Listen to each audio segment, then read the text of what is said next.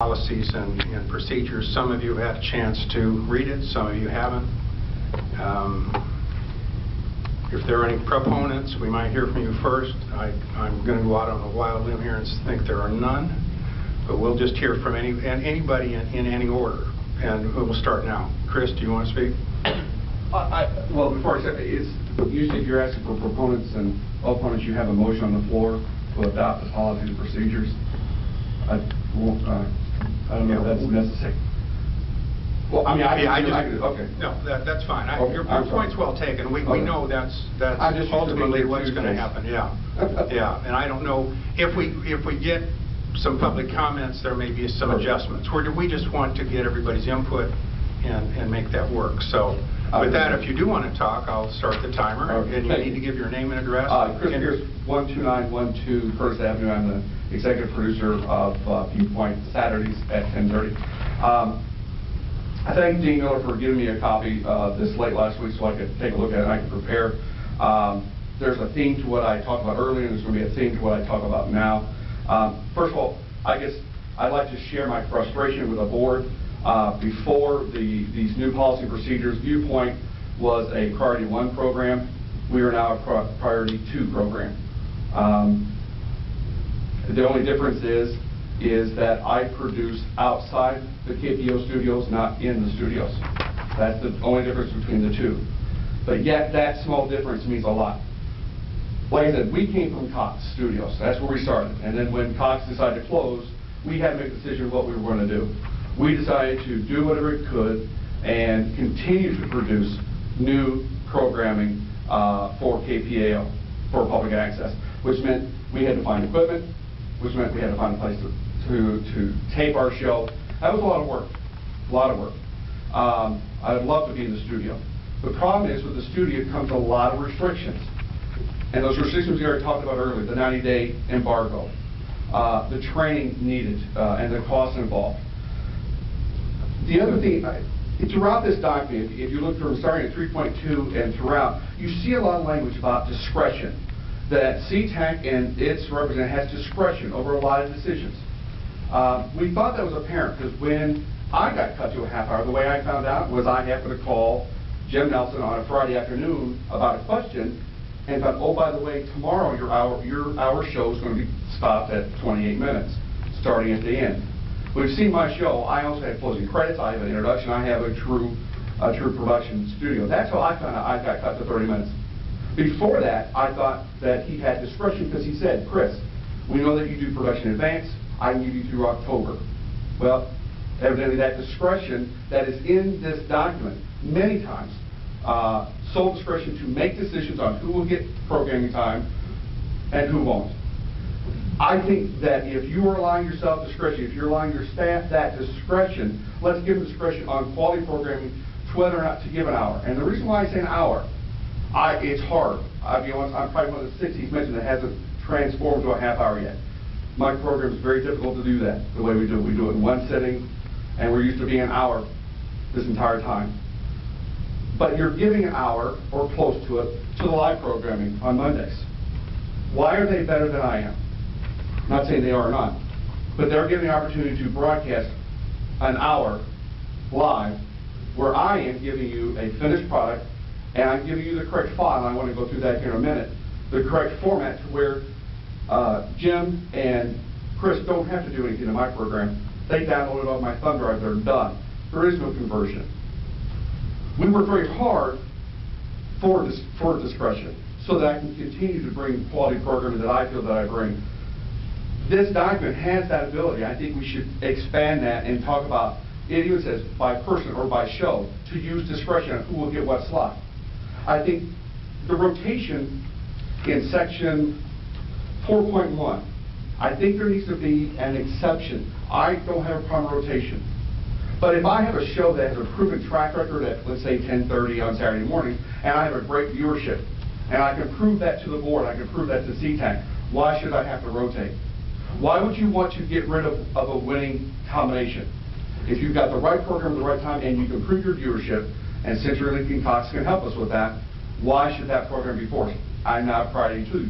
So if a Priority 1 program comes in, guess who gets priority? Not my show that's been on for a while, that's our quality show that has viewership, but now that Priority 1 program does. We've already talked about the cost. It's these things that are stopping me from thinking about, well, maybe when the studio's open, I can move Viewpoint into that studio and say that we're filming at the KPAO studios. Some of the restrictions in this document are stopping me from doing that. 30 seconds, Chris. 90-day embargo, money, all those kinds of things. If we're going to say we use discretion, I think we need to do discretion based on programming, based on content. If you've got a program with good content, whether it's 30 minutes or an hour, put the good content on rather than repeats, because that's what we have now. I was cut from an hour and a half hour for a repeat. That has been shown, from what I understand, 8 times so far. Is that quality program for our channel? Thank you. Thank you, Chris. Thank you, Mr. Pierce. Chris again. Reverend Portia Cabot, 5544 Ames Avenue, and I'm going to continue to ride Kirk's coattails this evening. I want to say, just as he said, as the discretion that on Sundays, those persons who are sick and shut in, who cannot get out to worship service, that you ought to allow the church services that are already on to be an hour, because it does take at least a preacher 15 to 20 minutes to get a message across, and then you want some singing as well as some prayers to go forth. The one thing that I wanted to point out, right now in 24 hours within a day, 7 days a week, that's 336 shows that you are saying at 28 minutes. And if you had a couple of them being an hour, that you used your discretion, that it was beneficial to the members of the community, those that view, and as Chris said, you can get that information from Cox, whether or not on Sunday, what was the viewers' numbers, were they really watching, was it beneficial for the community? So I stand to appeal that in your policy and procedures that you would look at with the discretion to allow Sunday, however long, if it's only for 5 hours, that there would be an hour show, or all day on Sunday that there would be an hour show, so that people who are less fortunate and can't get out to worship would be able to have a worship service that they could see and hear and participate in. Thank you. Thank you very much. Yes, sir. Can we need your name, address, and you have 5 minutes. This Pastor Willis, People's Missionary Baptist Church, 42nd and Hamilton. I appeal also to the 1 hour show that I was cut, 13-year veteran of CIT, and then all of a sudden abruptly cut to 28 minutes. I don't know why that on Sunday, oh yes, the policy and procedure book, but I don't have one, or no one has sent us one or anything. And plus, when they elected the new board members, I applaud you all for that. We was not informed of who's going to be on the board, anything like that. I thought Ms. Mendenhall would get her seat back for getting sealed. You all decided to go other routes, other routes.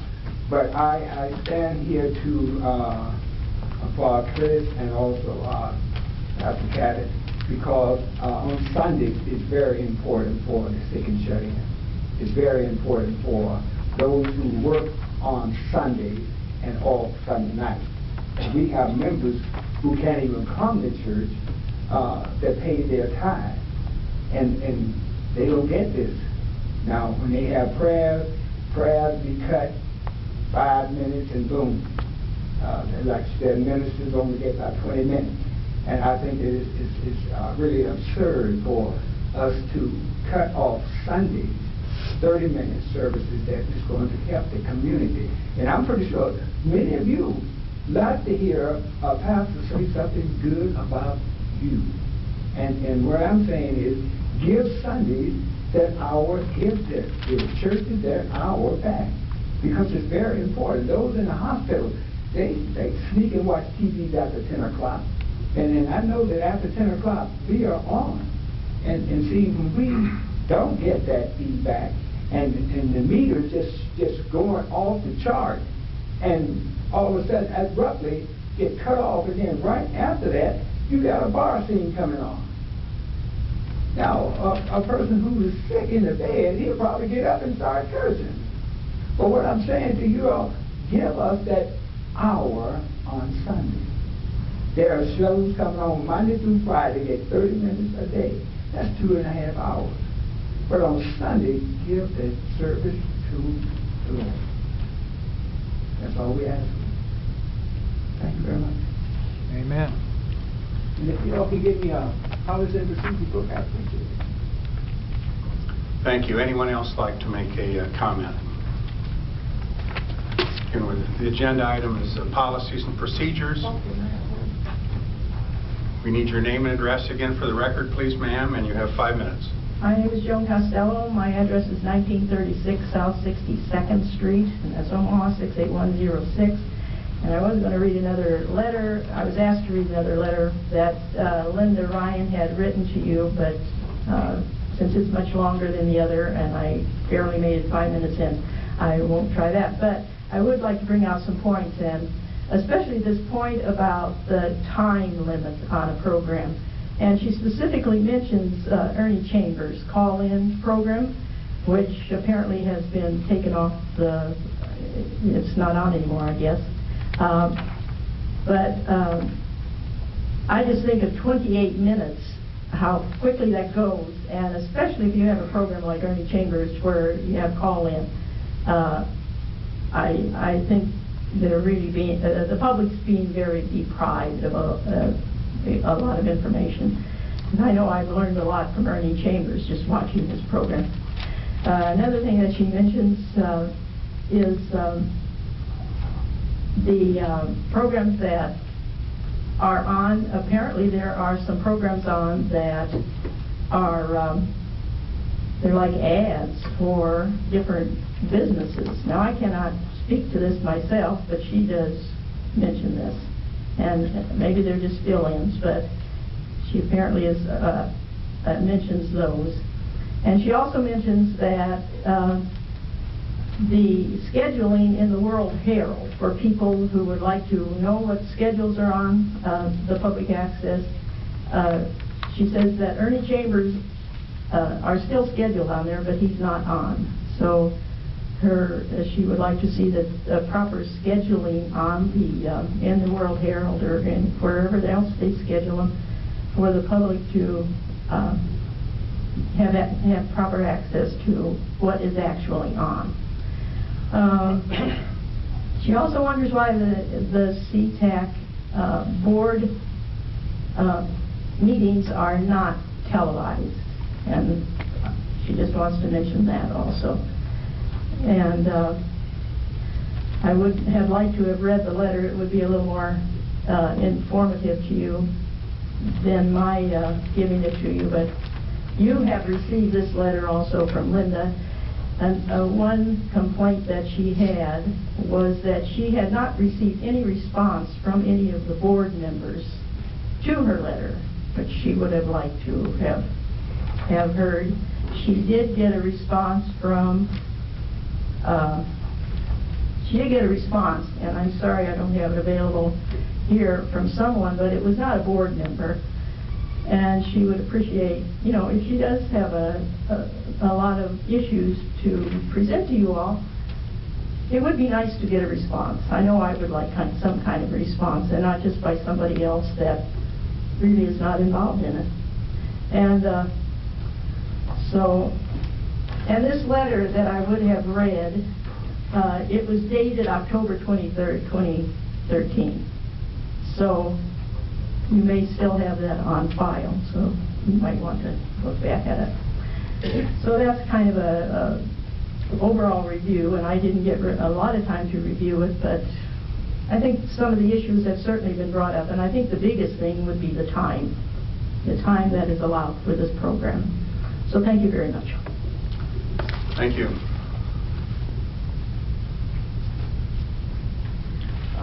Good evening. My name is Dr. Bobby Davis, 4947 Spalding Street. Omaha, and I've been a viewer of Channel 22 since it came on in the beginning of the showing of that channel. My concerns is that I hope that you will maybe delay, and I don't know if you need to go into executive session or what you need to do, but we need to have a delay on the policies and procedures. I think the cost of training is an issue. If you have people who want to put on shows and maybe don't have that kind of money, that's a restriction for people who are of low income. I think I mentioned last month about the importance of the time. The half-hour show is not sufficient for a lot of the shows that are important for people in the community. We're saying that you have the half hour so you can have enough time to put on all of the shows that would like to be on. But yet at this time we have shows that you're repeating shows, so you have time to repeat shows that have already been shown. Then you certainly must have enough time to have some shows that can go for an hour. The possibility of rotation on well, I won't say anybody, everybody knows, it is important that when you watch a show, that it is shown at a certain time. When you watch television, you have a time that you set aside to watch a show. So rotating shows all over the time chart is not a logical thing to do at all. For anyone who watches television, you know you watch a show at a certain time. The repeating of shows on a constant basis is not a good policy, and as I watch the channel, as I said, I've been watching the channel for years and years and years, ever since it's been on, so I'm perfectly aware of the repeats of shows that are shown, and if you have time to repeat, then you have time to have shows that can go for an hour. The showing of old shows is another issue. That is, you showing programs that were taped maybe months in advance, and also having to have your tape in at a time, and then the show is not shown until a long time after that, so that the information that is being given is not relevant, it's no longer relevant. You don't have time to have announcements or information on things that are coming up in the community, because you turn your tape in at one time and the show isn't shown until a month later, and now you're in August talking about something that happened in June. It's just not logical to have that kind of programming. We have various shows that were important for the African American community, and I think Senator Chambers' show is one of those that are not being shown anymore. And we want to know why those shows are not being shown. And a lot of it related to the issues of you turn in a tape and it isn't shown for until 2 weeks later, so what you're saying on the show has come and gone. I think people could adjust to the time, but there were just too many issues, and so we need to look at bringing back some of the programs that were on before that all of us listened to, I mean, that all of us watched over the years, and I'm talking about Gainey's show, and I'm talking about Tariq and Marvin McCurdy's show, as well as Ernie Chambers' show, as well as Cheryl Westman shows. All of those were important shows to the African American community, and now all of a sudden they're not there, and we sort of resent that. We resent the discontinuation of those shows, and we'd like to see them back on. So, and it's your policies and procedures that are interfering with that. The last thing I'd like to say, when I was here before, I talked about the importance of diversity on this committee, so I see that you have taken care of that, and I applaud you for having people so that you can have diverse information, diverse ideas across races, across gender, and so that we can have a board that represents the community. Thank you very much. Thank you, Dr. Davis. Who else would like to speak? My name is Bonnie Cosentino. I live at 1010 South 67th Street here in Omaha. And welcome to the new board members today. I have a rhetorical question for all of you. I would like to know if each and every one of you watch KPAO on a regular basis. Really sit there, have it on in your living room for hours and hours, because a lot of us out in the community do. A lot of us want to hear more local news than just the brief broadcasts on the television networks. I look at KPAO as a way to learn about my brothers and sisters in the community. When you're cutting shows like Ernie Chambers, to put on what appears to me and may appear to you as an infomercial. And I think we all know what we're talking about here. I'll tell you the website later, but you sure do have an infomercial on there on a regular basis. Also, I really agree with what the lady who was just here said. There needs to be a delay, in my opinion, of forming policies and procedures, court more input from the public, because what I see in the people that I talk to is that people are just turning it off. It doesn't engage them. And along with engaging, I'd like to talk about the hour format. There are shows that do need an hour to engage the community mentally in your programming. Recently, it's so bizarre. I mean, I looked at all the money up on the screen that's going into this effort, and I've been in front of the TV on numerous occasions, and I thought I sat on the remote. I mean, where did my show go that I was just watching? Oh, it was cut abruptly off, and then they put an off-color humorist on. It's very close to being pornographic. Is that what our tax dollars are supposed to be doing here? In my opinion, I don't think so. You seem to be well-intentioned. It seems like a good board here. I just encourage you to watch it. In conclusion, I'd like to say that I agree with what's been said here about the church programming. If there was ever a way to uplift the community, it's through religious broadcasting. Who are the demographic? They're not here. A lot of times they're shut-ins.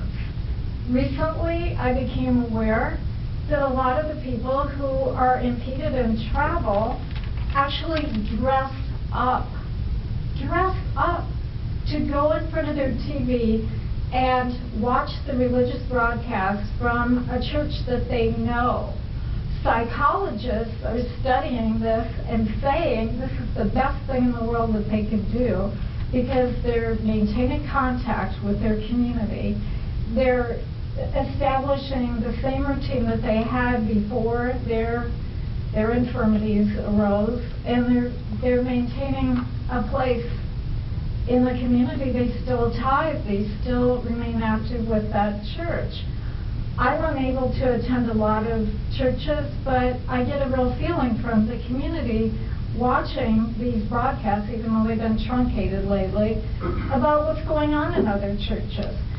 KPAO has a tremendous opportunity to bring this entire community together if it's done right. But I assure you, it's not done right if you're allowing infomercials. We can see those everywhere. If you're truncating broadcasts without even the courtesy of letting the producers or the show know that they're going to get cut off, so maybe they could jam everything down into 20 minutes. It looks like they just hung out to dry. And we're down to our last 20 seconds. Those are the people who make KPAO what it is, those producers, those shows. Thank you. Thank you. Who else would like to make a comment? Hello, Alan Glavoka, 3719 Hamilton. Thanks for the opportunity to address the board. I've been paying attention to the difficulties faced by KPAO and also the recent programming changes. I understand that there are local programmers who want to have times longer than half an hour, and one locally sponsored show, Democracy Now!, a daily hour of news and commentary that may be limited to 1/2 hour a week. As I mentioned in a letter I sent to all of you, There is now a significant shortage of current programming on KPAO, made worse by the restriction began in August of shows to a maximum of a half hour. To review the numbers, a year ago, when Channel 22 was run by CTI, the station filled about 30% of its available time with current programs, including several signature live call-in shows. Probably less known of these was Senator Chambers' program. CTI also drew on shows from national sources, including Democracy Now!, which was broadcast the day it originated rather than 7 days later, as it is now. In early August, KPAO, having drawn not just from the shows formerly on CTI 22, but also those that had been on 109, was filling about 1/4 of its time with current material. Now, in the wake of the half-hour limit, KPAO is only able to fill about 16% of its broadcast time with current material. On weekdays, only 11% of the time is used for current shows. I urge you to restore that time that's been taken away from producers who are trying to put things on now. It's easy to see how the restrictions have contributed to the results that we're getting. It's hard to see how the restrictions are helping anything except maybe attempting to solve problems that we don't have yet. Remembering that not all shows will be produced in the studio. I mean, there are only 30 hours a week of studio time, but there are 168 hours in the week that could be broadcast. So I think it would be easy to distinguish between limiting studio time versus broadcast time. You're always going to need people who are producing shows outside the studio to fill all those hours if you want to do more than 30 hours a week.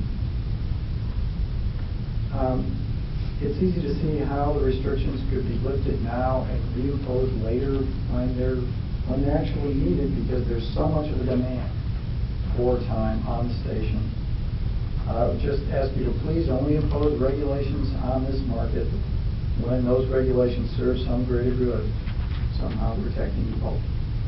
Thank you. Thank you. Who else would like to make a comment? Need your name and address, please, and you have 5 minutes. I'm Frances Mendenhall. I live at 3715 Hamilton, and I have a long-time interest in public access. I addressed you all last time, and probably will again. And I want to welcome the 2 new board members and congratulate you on your appointments. I want to thank the previous speakers for addressing the reality of the current abundance, not shortage, of broadcast time. The figures bear repeating here. CTI 22 used 30% of its available time for current programming. KPAO, before the half-hour restriction, used 25%. Now it's down to 16%, and on the weekdays, it's only 11%. So, being wildly extravagant, let's say that the 130 would-be producers deliver. Maybe they will, but I've been trying to get volunteers to do things for a long time, and they don't always do what they say they're going to do. That's not enough. That's not enough. There is no shortage of broadcast time here. I'm here today mainly because my favorite show, Democracy Now!, could become so restricted as to be useless if the proposed policies and procedures are enacted. Now, there's somebody out there who's trying to get rid of Democracy Now! This person has stayed in the shadows, mysteriously and unexplainedly getting rules changed and conspicuously leaving out the ordinary people and the citizens, not to mention the producers. I know these people are out there, but please, please consider the public. Democracy Now! Has gotten more calls and letters from supporters than any other show that we know of in public access. At least that's what Mr. Fullerton tells me. Democracy Now! Brings first-run shows to KPAO 5 days a week, no reruns. Programs that have contributed to this level of quality on KPAO are almost Chris noticed, I said almost non-existent. Democracy Now! Is broadcast on hundreds of public access channels in the U.S. and around the world. It's an award-winning daily news digest of news and commentary, much like the NewsHour on PBS with Jim Lehrer. But since it is not available on any other local channels here in Omaha, that alone should qualify it for public access. Isn't that what public access is for, to serve, as in Mr. Mumgard's words, Omaha's town square? As we see less and less real news and real reporting, how can anyone question the importance of this news source which daily tells us stories and brings us insights and analyses not found anywhere else? KPAO is trying to generate local programming, and I applaud that goal. If KPAO rules give local programs better time slots in the schedule than imports such as Democracy Now!, I won't object. But can a public access station thrive without including significant national programming such as Democracy Now!? I do not know of any who have. I'm going to need somebody to pass. You're down to your last minute and 10 seconds, Dr. Menadon. All right. What I do know is what has worked in 5 other situations like ours.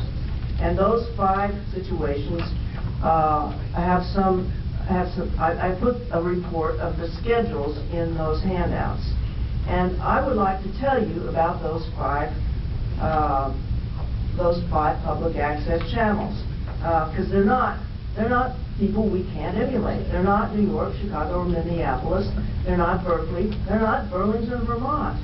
I'll tell you who they are, and we'll save the details for the other opportunity that we have for speaking for 5 minutes. They're Waterloo, Iowa, Los Alamos, New Mexico, Humboldt, California, Fort Wayne, Indiana, and Dakota Media Access in Bismarck and Mandan, North Dakota.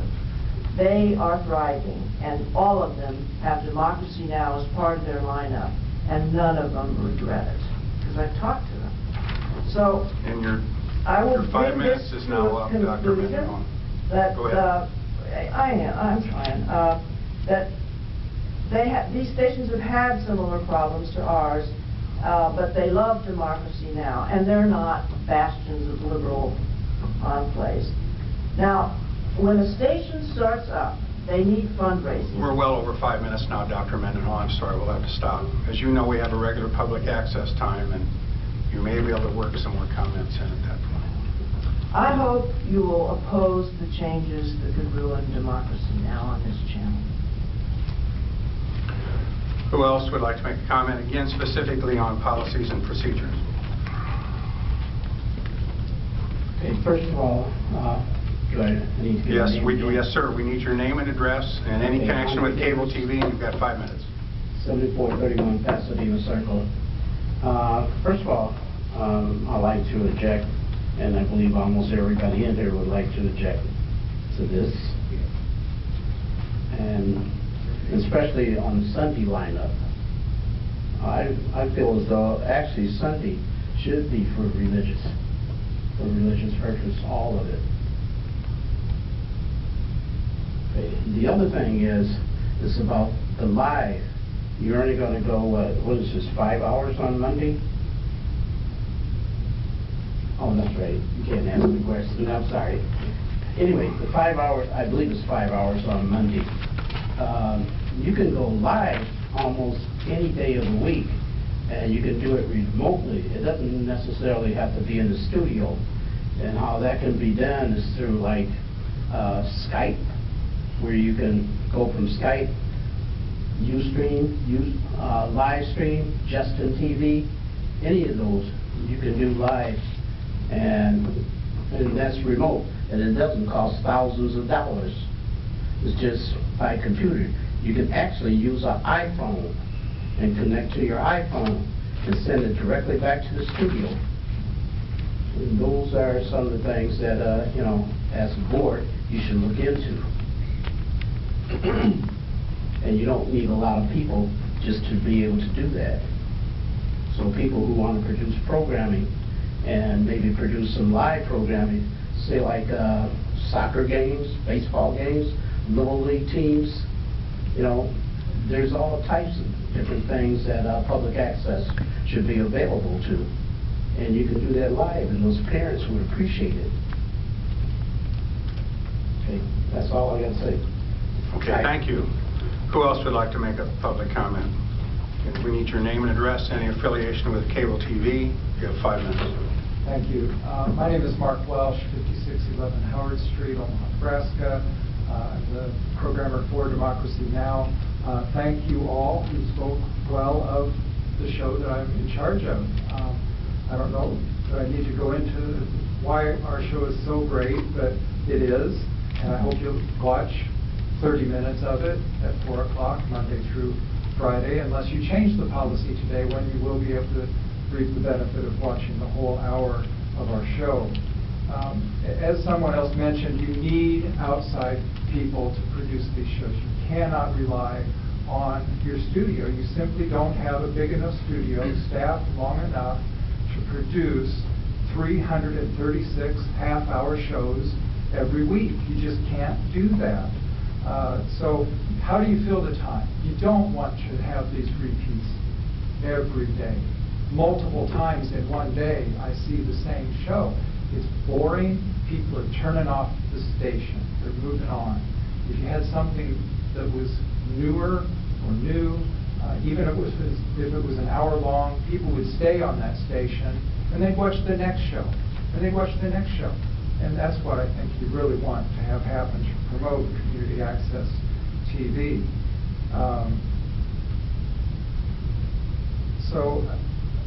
Because I believe Dean Miller said you need to change the policy and procedures that you were already given, so you are going to apparently make changes today to the document that you have been given. I would like you to suggest that you change 4.8 to eliminate the restrictions of 1 show per producer per week, because that would kill Democracy Now! If that's left in place. You also, in that same section, 4.8, could remove the 28-minute restriction. I would support you in putting those kinds of restrictions in if the time was full. But the time is, as you've heard before, is far from full. Also in 4.9, when you make changes to this document... Eddie, you'll get a chance to speak. Eddie, Francis, you can talk later, Eddie. Sorry, go ahead. Okay, thank you. I hope I get a few more seconds. You do. Thank you. In 4.9, I'd like you to consider removing the weekly to allow for daily and monthly series. The way it's worded right now, you can only have weekly series. The question is, do you want locally produced shows that have to go more than a half an hour? I would like to put the keynote speaker on, who spoke at Nebraskans for Peace's annual peace conference. He spoke for around 50 minutes. Now, if you've ever listened to a keynote address, you need to hear those from the beginning to the end for them to make sense. You can't cut out the middle, you can't cut out the beginning or the end for a keynote address to make any sense. So there needs to be some way for me to be able to do that if you want something that was locally produced here in Omaha. Also, in your document, and this doesn't have to be today, but I think you need to look at 2.5, where you mention solicitation, but you don't define what that is. Does that mean that I can't show, or no one can show, a phone number or an email or a website asking people to contact the producer? Is that solicitation, or is that not solicitation? That needs to be defined. 4.1, you need to define what is early morning, what is daytime, what is prime time blocks. It doesn't say. In 4.6, you say there's a CTAC designated representative. Who is that? I don't know. Should that be in that document somewhere? And I'd also like you to consider, and I don't know if this would go in this document or another one, but I think you need to adopt some transparency regarding your agenda and the changes that you're talking about making today. What part of the policies and procedures have to be done today? I've read through them, and I don't see any that are so important they have to be done today. Why not give the producers, many of whom have never seen these changes, read them, weigh in on them, contact you by email, and let you know what they think of these policies and procedures and the changes being made to them. You know, I think that if you've got 130 people that you want to produce shows for, you should invite them and give them time to weigh in on those changes. I'd suggest also that a public calendar would be a lot more interesting and a lot more useful and valuable to the community than seeing the same shows repeated multiple times a day, every day. You know, just have, you know, events that could be shown.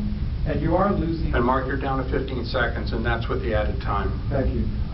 You are losing producers. I talked to one late last week, and he said, I am sick and tired of the hoops I have to jump through with this new KPAO system.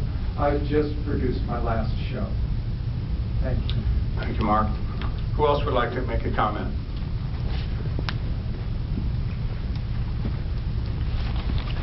Eddie, I would mention this is specifically on policies and procedures. 45 South 26th Street, South Omaha, where everything's supposed to be going big time. Now, I apologize to John Fulton, who's the president. I've had a real rough time this whole day, and we just forget That's that. okay. I'm a believer in meetings ought to be about an hour, and I start getting kind of grumpy. That's my fault. Today, I'm sorry. Right. I'm lucky you got here.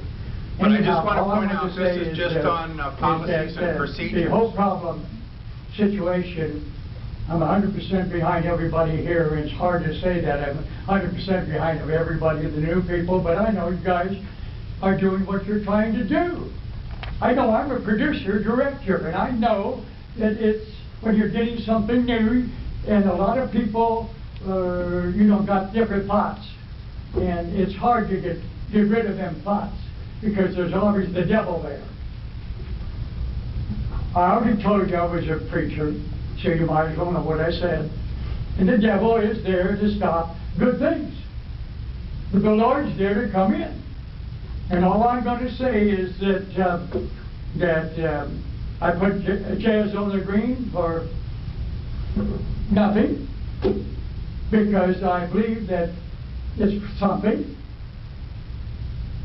and it's there. And we're going to try to put it there as long as we can get it in. Maybe I'll have an hour show someday. But right now I got a 15-minute show at night, 11 to 11:30, and I go door to door and tell people, oh, you're Jazz on the Green, you missed it at our big show when we had 10,000 people show, or 13. Well, we're still going to go through the winter. You're very good. CT's very good for me. I appreciate it. And that's just it. That's Eddie Weldon, and it's no fly-by-night thing. I've got a lot of people on my side that I haven't even mentioned. I want to say thank you for that man there and that man over there, because he had faith in me with 109 when we played Jazz on the Green. When, guess what? Over there where we had hardly anything, over there, and I'm talking about where they had Jazz on the Green, it was mud. I wouldn't go on that situation until 2011. I asked God, should I go? He said yes. I went. We had thousands of people show. I asked again. Yes, get down on your knees and take that lamb like Abraham did. I did it. And it happened. And we did great. Jazz on the Green. This year, guess what? We just knocked them out on 22. 90? Can you believe it? 10,000 people the first night. I want to tell you that. Who sponsored it? World Herald. I walked door to door in North Omaha and told them all about what's going to happen. I even left one for this man right here at his office. And I used to guard all of North Omaha, all the different areas. And so I just wanted to let you know that Eddie Weldon is not a give-up person. I'm there. If you need me for other things, let me know. We've got sponsors, we've got friendship, we've got a lot of people that would like to do something. But I will say this year we had a beautiful thing, because we had a brand new whole ball game. 13,000 people each night showed up. Praise the Lord. Praise the Lord. That's all I'm going to say. God bless you all. And I hope that we understand each other. I'm just an old country boy from Mondayman, Iowa. I love Mary Williams and Buck Waterman and Drew, I can't think of his name, but Rudolph Smith and Dennis Lee and Charles Cougar and John Fulton, the lady there. And I love that man up there too. He's working hard. He's a good friend of my best friend, Jimmy Monahan. Jimmy's home, finally home, and he's going to be coming out eventually. God answered my prayer, and also you, sir. I can't remember your name and your name. But we all love everyone here. We're all working together. We love Jesus, but we don't like the devil. God bless you. Thank you, Eddie. Who else would like to talk specifically on the agenda item dealing with policy and procedure changes? Is there anyone else who would like to speak? Yeah, I want to say something. Yeah, please. Okay. As you know, we need your name and address and any connection with cable TV, and you've got 5 minutes. Okay, my name is Dave Walker. I live at 1014 North 48th Avenue, apartment 9, 68132. And I'm really sorry to hear that the access shows I used to like Ernie Chambers and Gainey Clark and Protecting the Village. I mean, I'm sorry to see that those shows are not going to be in the air anymore. That's I just got in town and just found that out, and boy, I think it's going to be a serious blow to the people. But also on top of that, I mean, again, I've done access shows. I did some of the first access in Omaha. We used to do it over in Iowa at American Heritage before they had a studio here. And I'm also with the Alliance for Community Media, which is a national organization. But in a way, I can understand that because, I mean, television, from the beginning, it's a 30-minute medium. It started, with, these 30-minute shows. I remember when Jim spoke in Spanish for an hour, and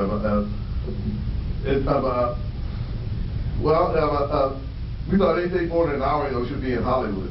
But now, things are changing anyway. I mean, cable access right now, it's people. The things that people are missing now, I think they're watching on the internet. I think that YouTube, you know what's going on with Netflix. At least I hope you do. The change in this thing to CBS. But at any rate, cable access back then was where the internet is now, and there's more homes to get wired up. I mean, a lot of these things that people are missing right now are going to have a new way to get them into your homes. So I'd say don't feel bad about what's going on now. But the idea is pushing one point of view. I mean, I think that's a good idea. I mean, showing people that America is all capitalism this is not true, and it's not all socialism either. I mean. But to show that these two philosophies can work together, that's what the world needs to see. And that's what the dictators don't want them to see. So, cable access, I mean, it's like the Wild West and the Wild and Woolly days. There's more going on behind the camera than there was on. But some good shows came out of it, some good television came out of that. But as broadcasters, you shouldn't cut the shows that are most popular. You shouldn't, I mean, what is that saying to the people? I mean, the Ernie Chambers show and other shows, they got a good response from the people, and plus, I mean, they were good television. I mean, this is going back to the days of Jack Parr, and Dick Cavett and people like that. I mean, you had to be interesting to hold somebody's attention for 90 minutes. And you're getting, can't help it. Maybe, things are evolving, but these things, they should have some place. I don't know if they have a place of access, but I mean, the public wants these sort of things. I mean, they're popular shows, and they're going to find them wherever they are, and it just matters just getting them to a different place. And I hope that Omaha can continue, I mean, presenting more local shows that are based in Omaha. I mean, remember Newton Bivens when he thought FCC gave a half hour of local time to all the stations, and they filled that, of course, with, with Wheel of Fortune and stuff like that, but they were supposed to, well, again, it's not they could sell those shows, but they were supposed to develop more local programming, because, I mean, local accents, local ways of things, I mean, these things are starting to disappear. I mean, I don't know at what point, or sometime far in the future, they'll be gone, everybody be talking the same and all that sort of stuff. But, I mean, the interaction between government and television shouldn't be that negative.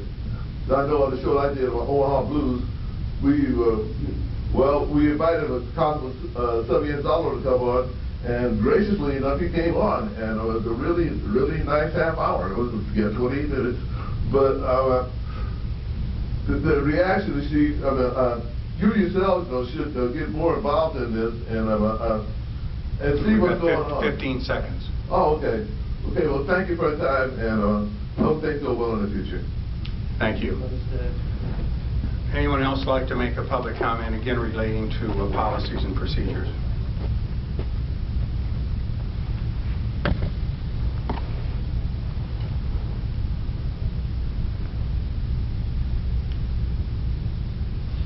Mr. President, could I clarify one thing historically? Senator Chambers has been mentioned several times. Senator Chambers' program was not taken off by this board or by anybody involved in the city. Senator Chambers specifically requested, clear back at the beginning of the year, that his programs not be shown on the news on the Channel 22 that was controlled by the city. We accepted his request. They have not been shown. He's certainly welcome to come back. He made that request long before anybody ever mentioned 28 minutes.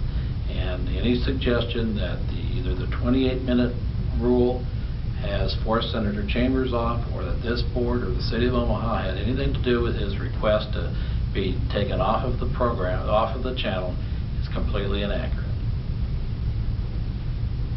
Thank you, Tom. I'm glad you clarified that, because as I recall, you talked to him directly. Isn't that right? Yeah. Can I ask a question of Tom? Sure, Drew. Tom, I think we're talking about these policies and procedures. I'm obviously new to the board, but I know Denny sent out prior policies and procedures. I would assume those are the policies and procedures we are currently operating under, in that we have not adopted this particular set. Is that correct, incorrect, or give me some background on that, please? That's correct. We have a set that was adopted, I believe, in June, and we're still operating under them. And I'll point out that with respect to what you do today, you can make a motion to approve these policies, disapprove them, you can amend them in any way you wish, or you may lay this over, that there is no requirement that you make a decision on these today. And that prior set that we were talking about is the set that Denny was talking about before, that had restrictions about imported programs, restrictions about live programs, restrictions that are some of the issues that we've been listening to public comment on, yes. correct? Many of those, many if not all of those restrictions have been in place since, as I said, June, July, yes. Thank you.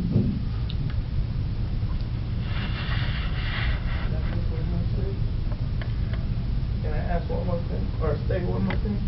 You only took 2 minutes of your time before, Thank so you. we want to hear from everybody, but very short, please. Mr. Fullerton, you're so great on the time clock. Thank you. Looking at this policy and procedure that is before you, I would ask that you would look heavy at the matrix that is listed as an addendum number 2, and I'm talking in relation to 4.1 program rotation. Would just ask, looking at this now, you have religious programming from 5 to 11. That's not realistic for persons who are at home or sick and shut in. They're not up. That's why they can't get out to church. But that if you would at least give 12 hours of Sunday to religious programming, I would appreciate you taking that into consideration. Thank you. Thank you. I don't believe we have any more comments from the public. I guess what's your pleasure here? We've heard from Tom. We have the option to go into executive session in a little bit. If you want to do that, we can lay it over. We're open to any thoughts that anybody has. I'll go first. I would like to lay it over in consideration of 4 new members in concert with their feedback and giving them an opportunity to wrap their heads around all of this and the meaning of a lot of these things in here, as well as to take under consideration some of the comments from the public this evening. So I would, whether it's a motion or what, I know I have several items that I would like to discuss. Well, yeah, I think we'll consider it a motion if someone wants to second it.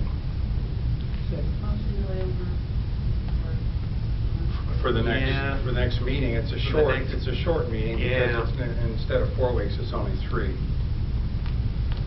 But what better way to spend Thanksgiving than looking at policies? May I clarify? Yes, Tom, please. Okay, now the public hearing has been closed, has been held and has been closed.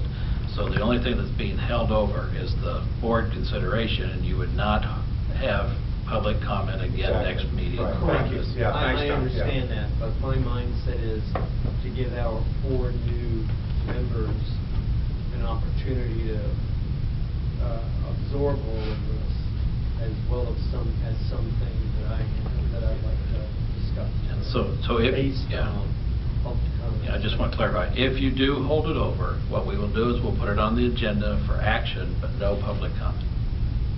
That's fine. I have no problem with that. We have a motion by Mr. Colgar, seconded by Mr. Smith, that this be laid over to our next meeting, which is December 9th. Is there any discussion about this? I have a question. Yes, ma'am. When we delay this, how does this delay the bigger picture, which is we're trying to get this up and running? Do we have a target date for getting this up and running? Because I know a lot of comment today has been we're seeing a lot of reruns. I think that's, correct me if I'm wrong, I think that's because we're in the process of trying to change things over. So the question I have is, what is our target date, and how does this delay change things for all the producers out there who are trying to figure out what their program should look like here and their time frame? I don't think 3 weeks is going to delay too much. We've had several, we kind of have a moving date. We were more optimistic early on that this would be up and running by now, and for a variety of reasons, equipment, just all kinds of things. Getting a site. When we first started, I thought we'd be able to find a suitable site that the city owned. Well, naively, that didn't work. So it's just taken a long time. So I don't think 3 weeks is going to hurt, and I can certainly let anybody else answer for that. But it's not going to change. As we said before, we're not officially open yet. So there have been a lot of reruns. We're all aware of that, but we're not open. And we're not going to be open. I don't have a date, but it was mentioned earlier, December. I've also heard we might even get into 2014 before we're open, before we're up and running. But I can guarantee you we're not going to be open before our next meeting on December 8th. So Mary, to answer your question, I don't think it's going to affect anybody and give everybody, including the new members, a chance to digest this and get everybody's input. So do we have a target date, though, for, not when I say open, I don't mean open house, I mean up and running and the new look? I mean, is there something that's been bantered about before we got here? Yeah, you missed it. It was in October. No, that got pushed. Yeah, it was. We've had a lot of dates that were that we hope. Yeah. Here's Jim Nelson going to tell us exactly the opening date. Thanks, Jim. Okay, Jim Nelson, KPAO manager. When you talk about the opening date, all the things that you're talking about affect that. And the fact is that when you're talking about all the concerns that they have, before we can actually open, we've got to make sure that's clear. And so that now puts us in a position where we're going to go a little bit further. Equipment is one thing, but then the policies and procedures of what you have decided have to be implemented. And that's the situation that we got to deal with. If you decide that you're going to do this thing, we've got to inform all the producers, and they have to make adjustments. And so that's going to take some time. So rather than say we're going to open on such and such a date, well, before we get the equipment, that's one thing. But what's the process? I mean, are we saying the fee is going to change? Or the number of people going to change? All of those things have an effect on opening. So So we can say January, but we might not be officially ready. We might have equipment there, but the policy, someone comes in, wants to do something, well, what's it gonna cost? Well, they're still debating that. Well, you can't debate those things. You know now before